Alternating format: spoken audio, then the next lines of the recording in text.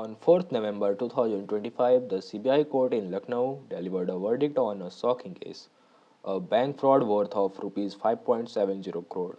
The accused, a private construction company, its director, and a senior bank manager from State Bank of India itself.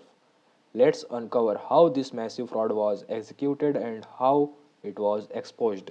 The story starts back in March 2010 when the Central Bureau of Investigation registered an instant case on a complaint from the Deputy General Manager of SBI, Main Branch, Lucknow.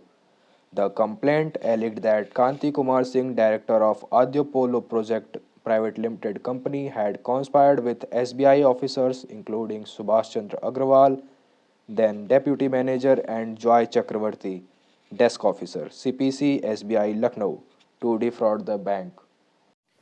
Kanti Kumar Singh allegedly obtained a term loan of Rs 5.70 crore from SBI's main branch by submitting false and fictitious project documents. He created fake units, three companies, named them Joson Soft Global Marketing, Arc Traders, Anadi Enterprises. These were shell companies formed to only receive the loan money. Instead of using the funds for genuine businesses, the accused diverted and misused the entire money.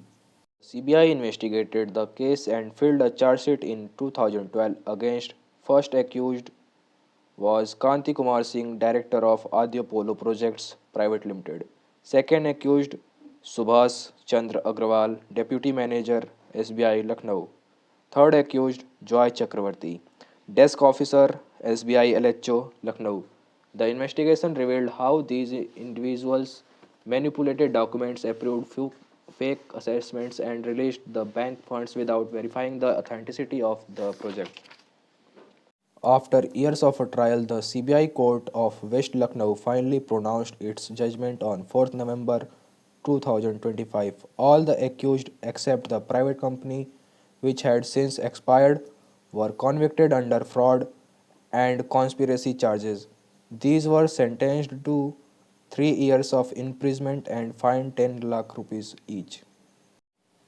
This case is another reminder of how corruption inside financial system can cause massive losses to public banks. Even one officer's dishonest decision can cost crores, money that belongs to ordinary citizens.